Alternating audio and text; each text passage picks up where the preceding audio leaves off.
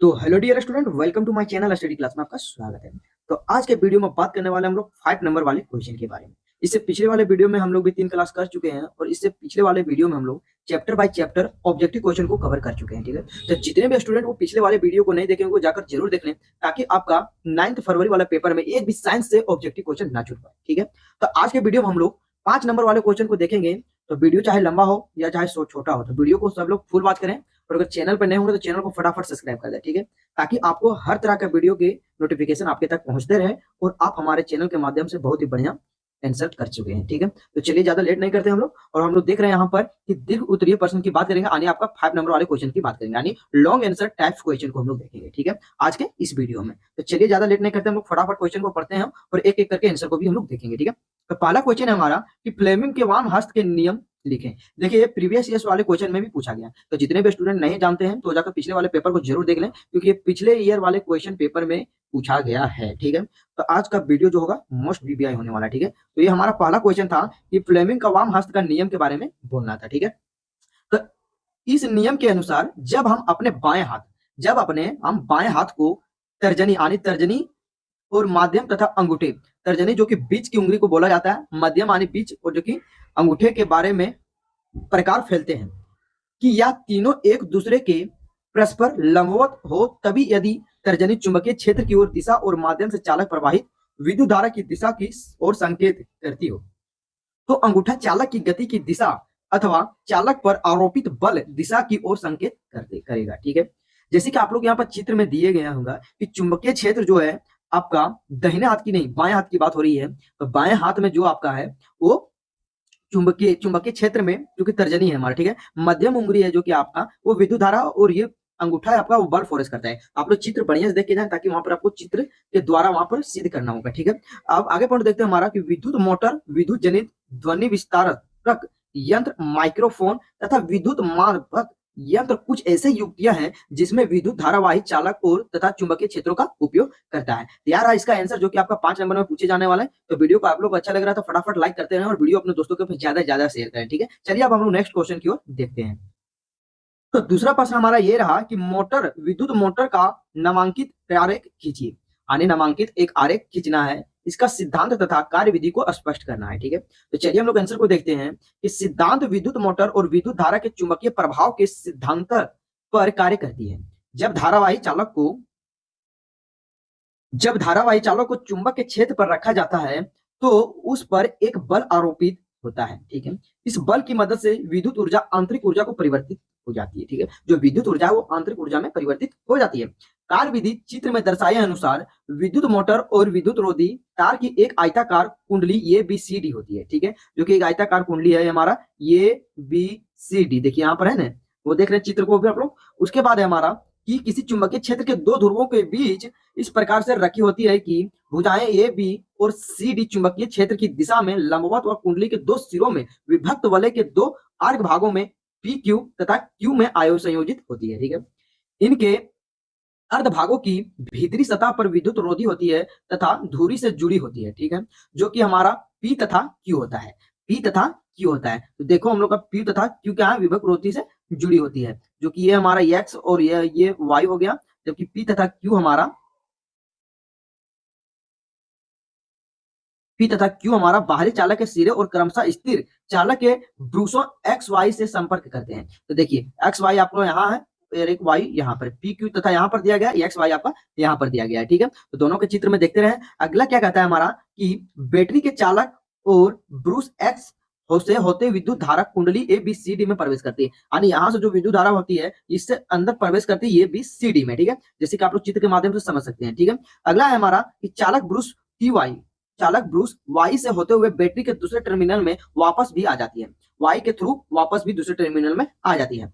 कुंडली के विभक्त धारा में भुजा ए बी से ए से बी की ओर तथा भुजा सी डी में सी से डी की ओर प्रवाहित होती है। ठीक है, अतः ए बी तथा सी डी विद्युत धारा की दिशाएं विपरीत हो जाती है और फ्लेमिंग के वाम हस्त नियम के अनुसार अनुप्रयुक्त करने में हम यह पाते हैं कि भुजा ए बी पर आरोपित बल इसे अधोमुखी धकलता है, जबकि भुजा सी डी को आरोपित बल के रूप में ऊपरी मुखी को धकेलता है। इस प्रकार से किसी अक्ष पर घूमने वाली स्वतंत्र कुंडली को धुरी या वामवर्त घूमने करते हैं। ठीक है, तो ये रहा चित्र हम लोग, जो कि विद्युत मोटर का चित्र था ये, और इसी तरह से एक विद्युत जनित्र का चित्र आता है। ठीक है, तो दोनों चित्र को देख के जाएगा, दोनों सवाल आएगा, दोनों में से आप लोग को रगड़ के रख दीजिएगा ताकि आपका मस्त पेपर जाएगा। तो वीडियो को फुल वॉच करके जाइएगा। वीडियो आप लोग को पसंद आ रहा है तो फटाफट लाइक करते रहे। चलिए अब हम लोग नेक्स्ट क्वेश्चन की ओर देखते हैं। अगला प्रश्न है हमारा कि ऐसे दो ऊर्जा स्रोत के नाम लिखिए जिन्हें आप नवीकरणीय मानते हो और अपने चयन के लिए तर्क दीजिए। ठीक है, यानी ऐसा दो ऊर्जा का नाम लिखना है जो कि नवीकरणीय योग्य है और उसके तर्क और चयन को हम लोग इसका रूप से जो कि संक्षेप में लिखना है। ठीक है, ये 5 नंबर वाला क्वेश्चन है। तो चलिए देखते हैं कि नवीकरणीय ऊर्जा दो स्रोत और निम्न है। पहला हो जाता है हमारा सौर ऊर्जा। सौर ऊर्जा जिसे देखिए नवीकरणीय ऊर्जा उसे कहते हैं जो हम लोग पुनः यूज कर सकते हैं। ठीक है, जैसे पहला हो जाता है सौर ऊर्जा, या एक अनवर्त ऊर्जा है, स्रोत है जो प्रचुर मात्रा में उपलब्ध है। ठीक है, तथा यह कभी खत्म नहीं हो सकता है। ठीक है, दूसरा है हमारा जल विद्युत ऊर्जा, जो कि सूर्य के ताप के कारण जल चक्र सदैव चलता रहता है। ठीक है, जल देख क्या होता है, चक्र सदैव चलता रहता है, जिससे विद्युत संयंत्रों में जलाशय में पुनः भर जाते हैं। ठीक है, यथा यह एक सदैव चलने वाली ऊर्जा स्रोत है। साथ ही इन दोनों ऊर्जा के स्रोतों से किसी भी प्रकार का प्रदूषण नहीं होता है। ठीक है, यह रहा क्वेश्चन नंबर तीसरा का आंसर। अब हम लोग क्वेश्चन नंबर चौथे की ओर देखते हैं।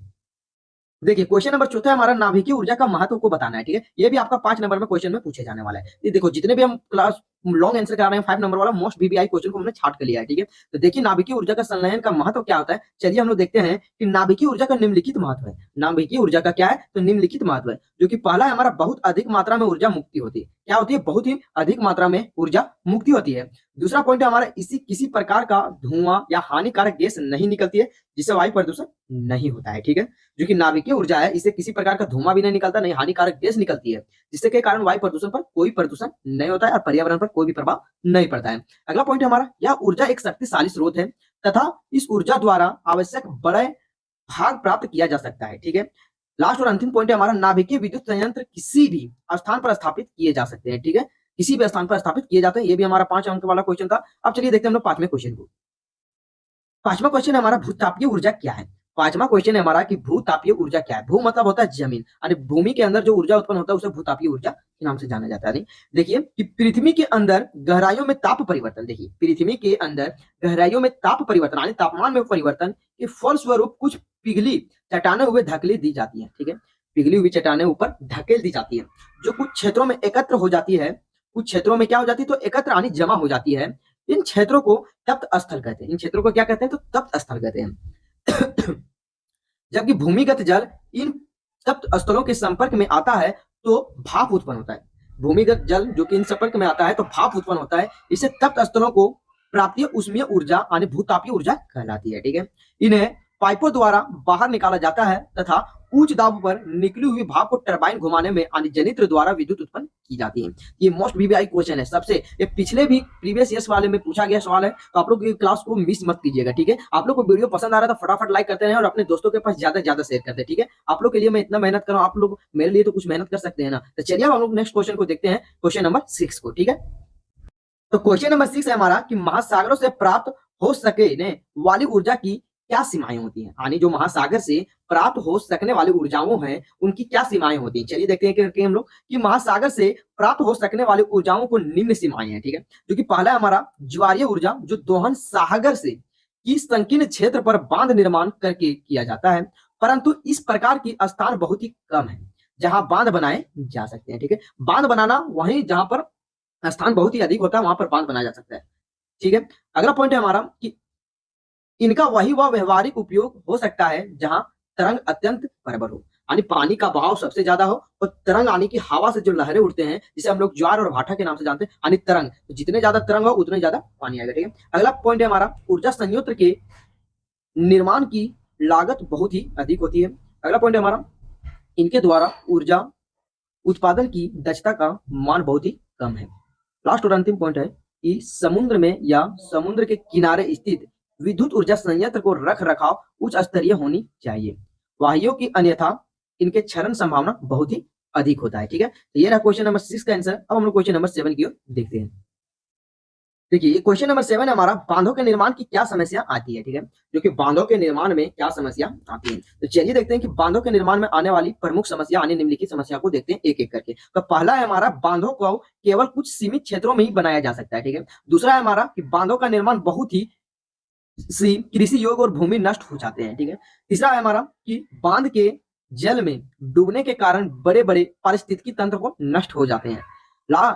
चौथा पॉइंट है हमारा कि जो बड़े पेड़ पौधे होते हैं वो जल में डूब जाते हैं और वे सड़ने लगते हैं और विघटित होकर विशाल मात्रा में मेथेन गैस उत्पन्न करते हैं, जो कि एक ग्रीन हाउस का गैस माना जाता है। पांचवा पॉइंट है हमारा कि बांध का निर्माण विस्थापित लोगों को संतोषजनक और पुनर्वास की समस्या में उत्पन्न हो जाती है। लास्ट और अंतिम पॉइंट है हमारा कि बड़ी संख्या में मानव आवास को नष्ट हो जाते हैं। ये रहे बांध के कुछ प्रमुख समस्या के कारण। तो चलिए देखते हैं आप क्वेश्चन नंबर 8 की ओर। ठीक है, क्वेश्चन नंबर 8 है हमारा समाप्य और असमाप्य ऊर्जा क्या है। क्वेश्चन नंबर 8 है हमारा कि समाप्य और असमाप्य ऊर्जा क्या है, उदाहरण सहित स्पष्ट करना है। ठीक है, तो चलिए देखते हैं समाप्य ऊर्जा स्रोत क्या है। वैसे ऊर्जा स्रोत जो ज्यादा समय तक नहीं चल सकते, जिनकी मात्रा सीमित है तथा वो जल्दी ही समाप्त हो जाएंगे, उन्हें समाप्त ऊर्जा कहा जाता है। ठीक है, इन्हें अनवीकरणीय ऊर्जा स्रोत भी कहते हैं, जैसे कोयला, पेट्रोलियम आदि होता है। जबकि असमाप्य ऊर्जा की बात करें तो वैसे ऊर्जा जो स्रोत असीमित मात्रा में उपलब्ध है, जो उपयोग के बाद भी समाप्त नहीं होंगे और उन्हें दोबारा बनाया जा सकता है, उसे असमाप्य ऊर्जा स्रोत कहलाते हैं। इसे नवीकरणीय ऊर्जा स्रोत भी कहा जाता है। जैसे कि आप सौर ऊर्जा, पवन ऊर्जा के उदाहरण ले सकते हैं। यह क्वेश्चन जो कि हमारा 8 था। अब हम लोग क्वेश्चन नंबर 9 की ओर बढ़ते हैं। 9वां क्वेश्चन है हमारा कि जैव आवर्धन, जो कि जैव आवर्धन से आप क्या समझते हैं। चलिए देखते हैं कि जैव आवर्धन से हम लोग क्या समझते हैं। विभिन्न फसलों का रोग एवं पिकड़ों से बचाने के लिए कीटनाशक रसायनों का अत्यधिक प्रयोग करते हैं। यह रासायनिक बहकर मिट्टी और अथवा जल स्रोत में चले जाते हैं और मिट्टी से इन पौधों द्वारा अवशोषण हो जाता है तथा जलाशय में या जलीय पौधों एवं जंतुओं को प्रवेश कर जाते हैं, क्योंकि ये पदार्थ अजैव निम्नलिखित हैं तथा यह प्रत्येक पोषी स्तर पर उत्तरोत्तर संग्रहित हो जाते हैं। इस प्रकार आहार श्रृंखला से हानिकारक और रासायनिक पदार्थ हमारे शरीर में प्रवेश कर जाती है, क्योंकि किसी भी आहार श्रृंखला में मनुष्य शीर्ष स्तर अतः हमारे शरीर में यह हानिकारक रासायनिक और सर्वाधिक मात्रा में संचयित हो जाते हैं। इसे जैव आवर्धन के कहते हैं। ठीक है, यार क्वेश्चन नंबर 9 का आंसर। अब हम लोग क्वेश्चन नंबर 10 की ओर देखते हैं। क्वेश्चन नंबर 10वां हमारा ये रहा। चलिए देखते हैं क्वेश्चन नंबर 10वां हम लोग का क्या था। क्वेश्चन नंबर 10वां था कि प्रकाश का वर्ण विक्षेपण से आप क्या समझते हैं। ये भी आपका पिछले ईयर्स में पूछा गया सवाल है। ठीक है, जो कि आप लोग प्रकाश का वर्ण विक्षेपण से आप क्या समझते हैं। तो चलिए देखते हैं कि प्रकाश का वर्ण विक्षेपण क्या है। ठीक है, प्रकाश का वर्ण विक्षेपण क्या है। श्वेत प्रकाश का प्रिज्म में अपवर्तन के उपरांत विभिन्न रंगों में विभक्त होने की घटना को प्रकाश या वर्ण विक्षेपण कहते हैं। ठीक है, लाल रंग का तरंग धैर्य सबसे अधिक होता है, इसका कारण विचलन या सबसे कम होता है। ठीक है, जबकि बैंगनी रंग प्रकाश का तरंग धैर्य सबसे कम होता है और अतः इसके विचलन सबसे अधिक होते हैं। ठीक है, प्रिज्म से गुजरने पर वी, भी, जी, वाई, ओ, आर का वर्णन दिखाई देती है, जिसे हम लोग वर्ण कर्म कहते हैं। यानी इसका फुल फॉर्म जो देखें हम लोग इंग्लिश में, तो देखिए या प्रिज्म यहाँ पर चित्र में दिखाया गया है कांच के थ्रू। ये पदार्थ है हमारा कितने कलर के होते हैं। एक लाल होता है, एक ऑरेंज होता है, दूसरा होता है पीला, हमारा तीसरा होता है पीला, चौथा होता है हरा और पांचवा नीला, जबकि 2 जामुनी और बैंगनी, यानी कुल मिलाकर 7 कलर होते हैं। ठीक है, जो कि यहाँ नीचे चित्र के अनुसार दिया गया है। अगर ये सवाल प्रीवियस हिस्ट्री में पूछा गया, अगर इसमें भी आ जाए तो आप लोग चित्र जरूर बनाइएगा। चित्र बनाएगा तो आपको 5 में 5 नंबर फिक्स मिलने वाला है। ठीक है, चलिए अब हम क्वेश्चन नंबर 11 की ओर देखते हैं। तो यार क्वेश्चन नंबर 12 हमारा, जो कि यह क्वेश्चन बायोलॉजी के चैप्टर से है। ठीक है, जो कि बायोलॉजी का चैप्टर से हमारा पहला क्वेश्चन है, ये कोशिका और बहुकोशिकाएं जीवों के जनन पद्धति में क्या अंतर है। ठीक है, चलिए देखते हैं कि एक कोशिका और बहुकोशिका जीवन की पद्धति में क्या अंतर है। ठीक है, ये कोशिका जीवों में जनन सामान्यतः अलैंगिक जनन द्वारा होता है। ठीक है, इसकी विभिन्न विधियां निम्नलिखित प्रकार से है। द्विविखंडन, बहुविखंडन, मुकुलन, समसूत्री विभाजन और असमसूत्री विभाजन या एकल पृथक यानी कि पृथक है। ठीक है, अगला है हमारा बहुकोशिकीय जीवों में अधिकतर लैंगिक जनन होता है या द्वीप पृथक होता है तथा इसमें युग्मक बनने वाले उनके संयोग करने की आवश्यकता भी पड़ती है। उनमें युग से बनने के लिए युग्मक जननी ओ की आवश्यकता होती है। नोट करें इसको। तो बहु कोशिका जीवों में, पौधों में और विभिन्न प्रकारों के अकेले अक्से रूपियों में अलैंगिक जनन में भी पाए जाते हैं। ये रहा फर्स्ट क्वेश्चन जो कि हमारा बायोलॉजी से मिला था, जो कि क्वेश्चन नंबर 11 था। ठीक है, अब क्वेश्चन नंबर 12 की ओर बढ़ते हैं।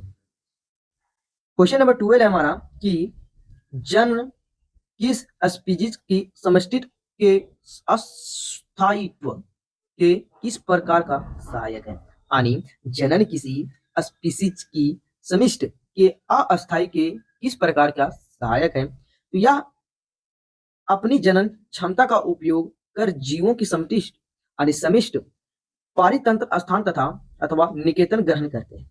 जनन के दौरान डीएनए प्रकृति का बनना जीव की शारीरिक संरचना एवं डिजाइन के अत्यंत महत्वपूर्ण है, जो उसे विशिष्ट निकट के योग्य बनाती है। यथा किसी प्रजाति की समष्टि अस्थायी का संबंध जनन है, इसे विभिन्न जीवों के लिए इसलिए दृष्टिगोचर होते हैं, क्योंकि वह जनन करते हैं। यदि वह जीव एकल होता है तथा कोई भी जनन द्वारा अपने सदृश विष्टि उत्पन्न नहीं करता है, तो संभव है कि वह उनके अस्तित्व को पता भी नहीं चलता है। ठीक है, किसी स्पीसीज में पाए जाने वाले जीवों या विशाल संख्या में से ही अनेक अस्तित्व को ज्ञान कराती है। यार क्वेश्चन नंबर 12 का आंसर। अब हम लोग क्वेश्चन नंबर 13 की ओर बढ़ते हैं। क्वेश्चन नंबर 13 हमारा ये रहा। ठीक है, क्वेश्चन नंबर 13 है हमारा कि हाइड्रोकार्बन क्या है?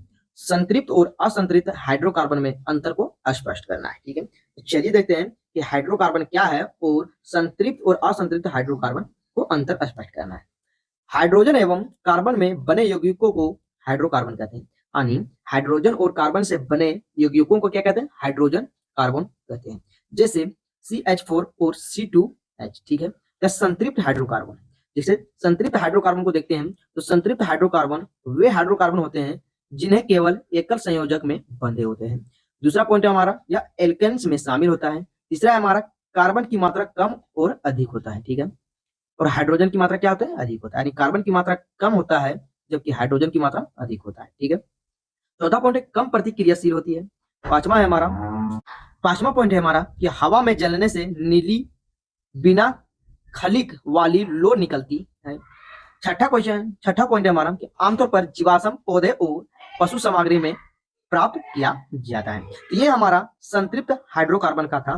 तब अब हम लोग देखते हैं असंतृप्त हाइड्रोकार्बन को। तो असंतृप्त हाइड्रोकार्बन में पहला पॉइंट है हमारा कि असंतृप्त हाइड्रोकार्बन कई संयोजक से बंधों वाली हाइड्रोकार्बन होती है। वह एकल होता है या कई संयोग यानी कि कई बंधों वाले हाइड्रोकार्बन संयोजक मिलते हैं। ठीक है, दूसरा पॉइंट है हमारा कि एल्किन्स और एल्काइंस यानी एल्किन्स और एल्काइंस और सुगंधित हाइड्रोकार्बन शामिल है।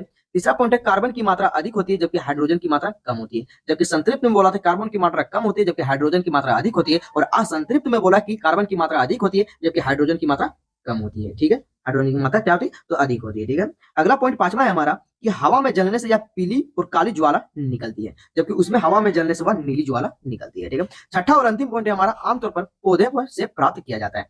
कैसे? आमतौर पर पौधे से प्राप्त किया जाता है। यह क्वेश्चन नंबर जो कि हमारा 13 था। आप लोग को कैसा लगा क्वेश्चन? जो कि हम लोग 5 आंसर को सभी किए थे, तो आप लोग को फटाफट अच्छा लगा होगा कमेंट, तो फटाफट वीडियो आप लोग को अच्छा लगेगा तो फटाफट लाइक करें और ज्यादा से ज्यादा वीडियो शेयर कर दें। ठीक है, अगर चैनल पर नए होंगे तो चैनल को सब्सक्राइब कर लें। और चलिए अब हम लोग नेक्स्ट वीडियो में मिलते हैं, तब तक के लिए धन्यवाद।